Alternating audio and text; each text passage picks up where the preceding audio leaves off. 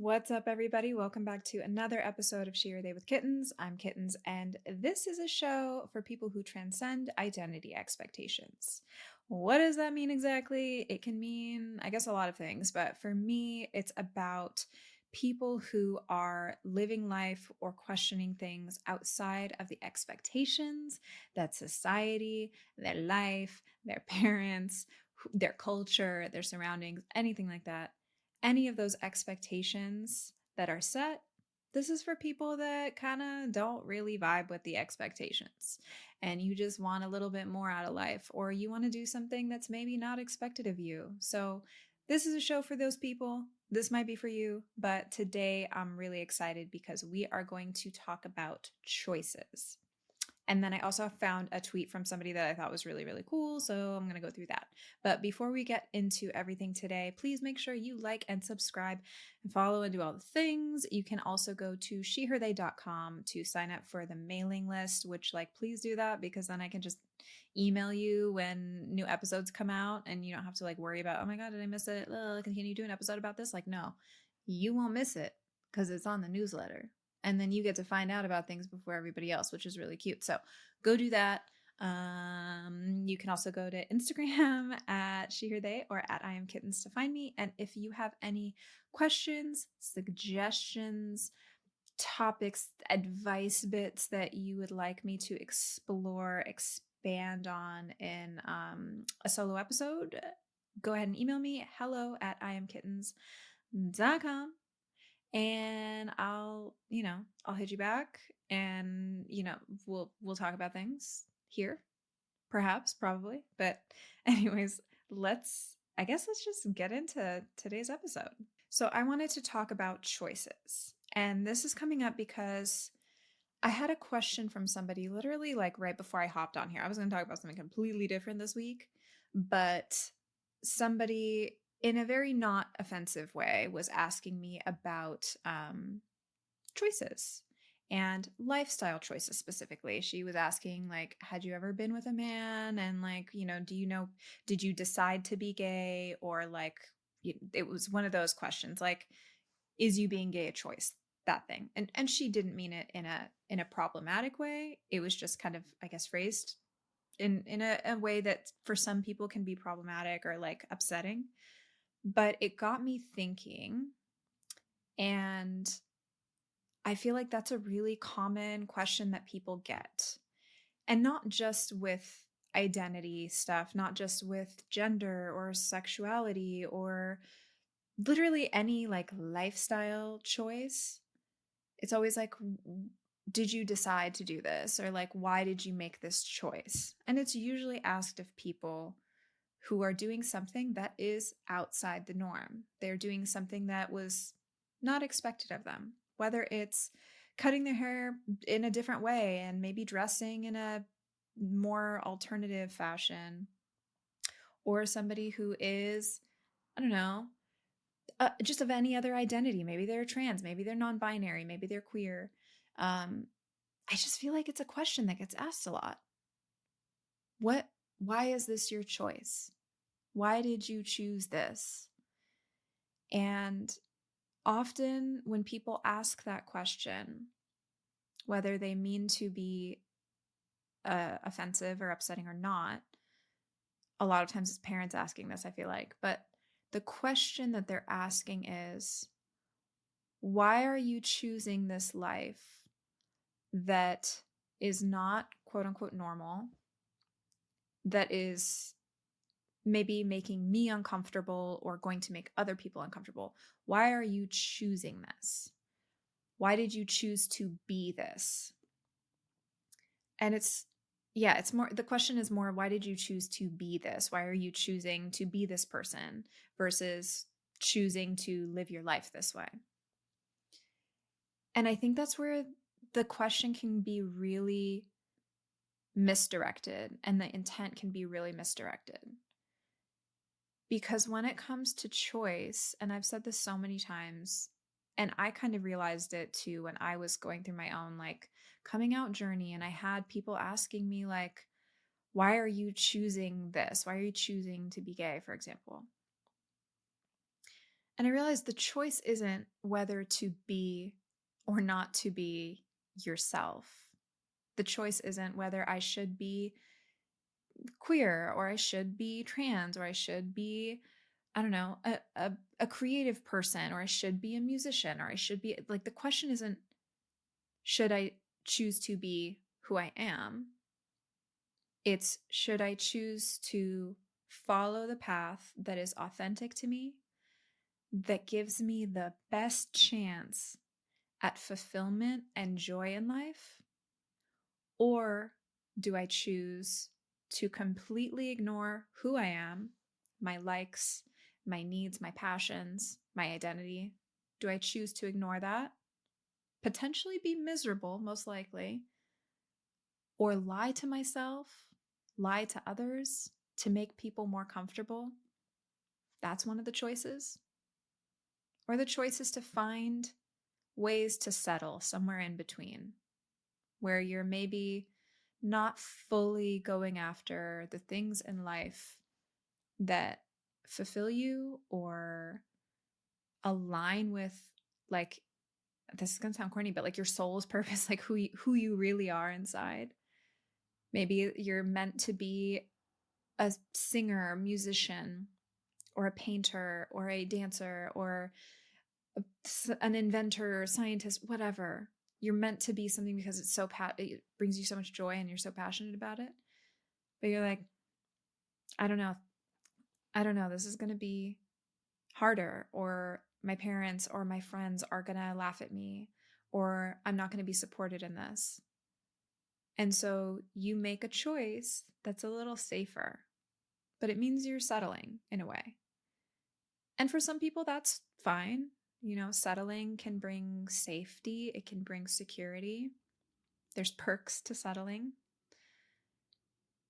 But those are the choices that we make. We make the choices on how we want to live our life, but the choice isn't who we are. We already are who we are inside. We can't change that. We can choose if we want to respect and nurture that or not. And that's just really something that I think people should ask back. Like if you're telling your parents, I want to, I don't know, go to music school instead of going to school to be an accountant. Or somebody's coming out and they're like, this is who I am. And I love somebody who is also queer or of the same gender, whatever. And the parents are like, why are you choosing this? Why can't you just choose to be normal? Why can't you just be normal? Why are you choosing to be gay? Whatever. Why are you choosing to be a creative? And my suggestion to everybody who's ever faced with something like this is asking the person the real question. These are my choices. I can choose to be happy, fulfilled, and have a chance at joy in this crazy ass world, in this crazy ass life. Or I can choose to shrink myself and be this other thing that I'm not because it makes you more comfortable. What choice would you like me to make? And I guarantee you, almost every time, if you ask somebody that, especially if it's somebody who loves you or is supposed to love you, they're going to be stumped with that one because it really makes people face their own selfish expectations that they have of others. It makes them admit, I want you to make yourself uncomfortable so I can feel better. I want you to choose to mask who you are so that I can be more comfortable, so that society can be more comfortable. And when you ask somebody to do that, or when you just you hold up that mirror to them by asking them that, so that they can really see how insane of a request that is, even if it doesn't immediately change how they are operating or responding or accepting or encouraging or whatever, even if it doesn't immediately change that, it gives them pause. It makes them pause and think, God, am I really asking this of my child, of my loved one, of this human being? Am I asking that of them? And as much as we'd like to make people progress faster and have them accept us immediately and have them encourage us immediately and have them be like, yes, I love who you are, whatever that is. I mean, that's the dream. But realistically, a lot of people aren't there from the jump. And it takes some hand holding. It takes some time to help them unlearn and help them see people as individuals who deserve a chance at fulfillment and joy in this life. Because we are so wrapped up in ourselves. We're wrapped up in how we're seen, how we're perceived, what value we think that adds. You know, if my kid looks this way and does these things and has this job and has this major and is, you know, normal and successful in these expected traditional societal ways, then people are like, okay, well, that looks good for me. If my kid, my loved one, my friend, whatever, is in this nice little mold, in this nice little trophy box, then that makes me look good. And you have to just kind of force them to step outside of that. And that takes time. And that takes gentle nudges, sometimes a bit less gentle than others, but it takes nudging. And I feel like people don't talk about that as much. We're not really we're not given the tiny baby steps that are necessary to push people towards growth, towards evolving, towards empathy and compassion. Like, that's not a default setting in a lot of people. And even if it is, like, society's kind of taught us to not do that, to just think about ourselves and the, you know, everything that comes with that. But I encourage you to ask people, if anyone's giving you shit about who you are and what you want to do with your life and the choices you make, or the choices of you making of who you are, which, like, again, you are who you are. There's nothing wrong with that. Ask them, what choice do you want me to make? To be happy or miserable? To lie or be authentic? What would make you more comfortable? Would you be able to sleep at night if you knew I was lying and miserable? And when you make them actually face that, when you make them really pause and acknowledge that they're being selfish and insane, it's a baby step. It's a baby step at somebody actually coming around and learning and caring, learning to be compassionate. It helps them see that everybody deserves a chance at fulfillment and happiness in life, and that it's not all about them, that they're being selfish. So ask them, what choice do you want me to make? All right, moving on now. I came across this tweet from somebody named Kenjin Summers, and he said, let me get it out to read it. He said, I meditated for 2,000 days straight. My teacher was the man who taught Michael Jordan and Kobe Bryant. Here's what I learned. So he's referencing somebody named George T. Mumford, who wrote 2 books, one called The Mindful Athlete, and another one that I guess just came out this year called Unlocked, Embrace Your Inner Greatness, Find the Flow, and Discover Success. So I'm guessing he was, you know, this dude that helped major athletes just kind of harness their inner mindfulness and learn to meditate, which is not always easy. Obviously, meditating is so hard, and it takes a lot of practice. But there's some little tips here of things he learned from this genius. Okay, maybe that's bold. I don't know if he's a genius, but they were good tips. So let's go through them. Number 1, very simple. Get to know yourself. There's no greater knowledge you can possess. That it's true. And honestly, I feel like we all think we know ourselves. We have a general idea of who we are. But unless you actually sit down and really dig in constantly to who you are, because you're constantly evolving, you can get swept up. You can go all kinds of weird ways in life. And then all of a sudden you're like, what am I doing? I'm not happy. How did I get here? So that's a good one. I love journaling for that reason, honestly. I'm always like checking in with myself every few months. Like, what path am I going down? Why? Is it bringing me fulfillment? Where do I want to go with this? Is this going to make me feel happy? I don't know. You just have to check in with yourself. So get to know yourself.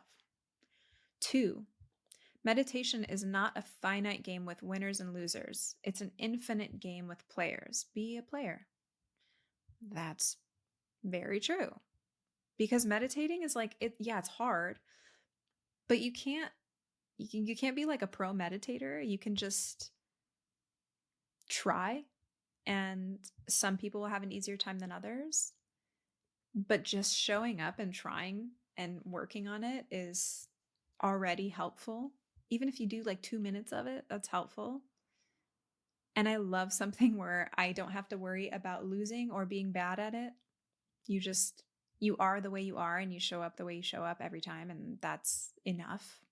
And that's worth giving yourself a pat on the back. 3, you have more to unlearn than you have to learn. And that shit hits home so hard to me. And I'm the biggest, like, I don't know, advocate of unlearning and evolving. And I think so many people, especially like older people in our lives, and this is probably just what happens as we age, but we get to this point, or a lot of people, I can't say we, a lot of people get to this point where they think they know it all. I know who I am. I know what's right. I know what's wrong. I know what's this. I know what's that. And they just like stop even questioning. They stop questioning and learning and unlearning and consistently like refreshing their knowledge. And that is so bad because life is always changing. The world is always changing. People are always changing. You're always changing. Like you change every day to some degree. And maybe you change back and forth between versions, whatever it is. There's always something to unlearn and refresh and adjust, but you have to be open to that. And so many people are scared of admitting that they don't know things, which is so unfortunate because I think there's so much more power and it's so much more respectable and impressive and intelligent to me when people admit like, I don't know. I don't know this thing, but I want to know about it. Or I could know more. I'm going to go seek more information. I'm going to go talk to more people. I'm going to explore more. I'm going to read more. I'm going to try more. Whatever it is, just it's okay to not know things, and it's okay to admit that the things you do know are maybe outdated or obsolete or can be improved upon. I don't know. I don't know why people have so much trouble with that.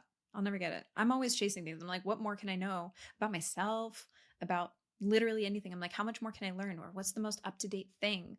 Let me get the newest version. Let me get the most, I don't know, like language is always changing, especially when I was starting the show.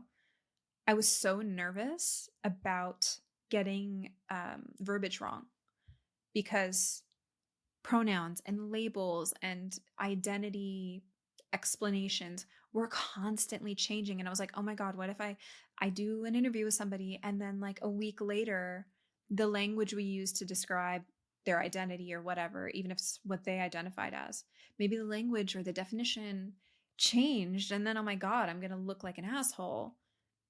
But then I realized it's not about like, did I know everything? And let me make sure I know everything before I move forward. You can know everything about something right now, but it's probably going to evolve. And that's okay as long as your intention is to unlearn and relearn and adjust and be respectful of information, then you're not doing anything wrong. That's why I mean, if you look in the bio of like any of these episodes, I always have a disclaimer.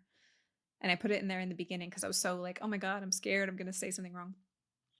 But the disclaimer is basically like language around identity is constantly evolving. Just know this space is always meant to be safe and respectful of people's identities and always be on top of it as things evolve, blah, blah, blah, blah, blah. So yeah, unlearning, unlearning and learning. There's nothing wrong with that. All right, the next one. Peace is the most expensive thing you cannot buy. That is so damn true. I think we all know that. We've seen the most wealthy people in the world be the most miserable. And that is so telling. Like, you have people who have access to everything in the world, all the money, all the resources, being so empty and sad. And then you have people like Buddhist monks who are like chilling with nothing and they are so at peace. And I think that's beautiful. I love that. I love that peace is accessible and it can be accessible to anybody. I really like this one because it's all about perspective and reframing. But it's, you do not have to do anything. You get to do something. And I think that is such a good one because I know I was actually talking to a friend and it was a sad story. She had lost somebody in her life who was struggling with some heavy difficulties, some heavy, mental health addiction stuff. And she lost that person, which is so sad. But she was referencing people who were talking about how difficult it is dealing with a loved one who has addiction. And she was like, you get to fight every day. You get to fight for this person every day because they're here. You have the chance to fight for them, to support them, to be in their journey. You get the chance to do that. And that's so valuable. And you don't realize that you have that opportunity until you don't. And it really is a perspective shift every day. Like, and this, I guess, also ties into gratitude, just being aware of the opportunities you have, no matter how simple they are. If you have to like maybe you have some crazy diet because your health is like messed up or something, and you can only eat like really simple foods, whatever. You get the chance to cook for yourself. You get the chance to support your body. You get the chance to do things that are going to improve your health. You get the opportunity to do that. There's a lot of people that don't have that choice. That's a random example, but like it's the reframing thing. And I like that. I like that you can just shift the lens you're looking at things through. People pleasing is not a service. It serves your ego by attempting to control what others think about you. Yikes. That was me for a long time. I mean, a lot of us are, people pleasers because we want to make everybody around us happy. But when we're doing that, we're actually ignoring what's maybe right for us or what's right in a situation. We just want to make others comfortable or happier. But when you are doing that, you're like ignoring what's right, ignoring what you need or want because you want people to look at you a certain way. You want people to think about you a certain way. So you're actually being really manipulative. And that's kind of funky. Like manipulation isn't good. And we think because we're prioritizing people's needs or wants or whatever that we're being great people, but we're actually being manipulative, and that's not cute. Next one. No one thinks about you more than you do, and what others think about you is none of your business. Yeah. That's easier said than done. I mean, we're always thinking about, I can't say we, I know I and a lot of people, our insecurities or fears or anxieties lie in what people think about us. Like, oh my God, what, even in a small moment, maybe you're at, I don't know, a party. Like, oh my God, what are people thinking about me? Am I acting weird right now? Do they think I look cool? Do they like what I'm wearing? Do they think I'm weird? Do I look uncomfortable? Are they going to want to talk to me? It's just like all these things that everyone's thinking. And I started going, I mean, when I started going out because I had to for like DJing and work growing up, I would always get like that because I was very socially anxious and just awkward. And one thing that started helping me was every time I'd start thinking that, I would actually look at one person at a time, be like, I wonder what they're thinking right now, because they're probably doing the exact same thing I'm doing right now. They're wondering, did I wear the right thing? Do I look okay in this? Do I look weird? Am I being weird right now? You know, am I doing too much? Am I doing too little? Like people are so wrapped up in themselves that it's kind of like, just don't worry about it. Don't worry about it. It doesn't matter. If you listen to music, pause multitasking, close your eyes, and smile. This can be the best beginner guide to meditation. That's a good one. I think that's a really good one. I've been meditating for a long time, so I'm able to jump in and out of like deep meditation. But sometimes just having one thing to focus on is what really helps if you want to get into meditation. But listening to music is that one thing sometimes. That's actually what helps me when I'm DJing and I'm in like a big crowd and I'm getting scared. I crank my music up so loud that I can't even acknowledge that anything else in the room exists. And it helps you really be present and kind of center yourself. So learning to focus on one thing, even if it's just music that you're listening to, kind of gives you the same effects of meditation. What else do we have here? Success is enjoying the progress you're making by being at peace with the process you are undertaking. That sounds like some Dr. Seuss shit right there. I'm sorry. That is so rhymey, but I like it. That's such a good one. I feel like people really, I say people a lot. I'm referencing like all of humankind, but I'm talking about myself if you haven't caught on to that. But so often I feel this way.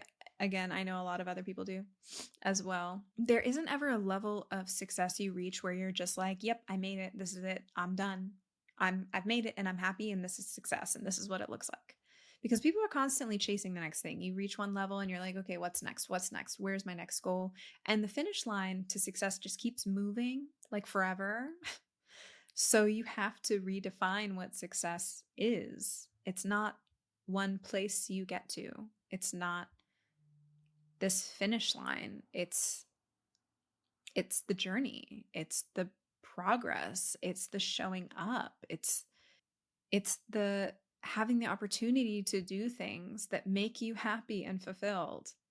It's the option to do things that really bring you joy in life. That to me is success. Having the option to be at peace and fulfilled, that is what success is.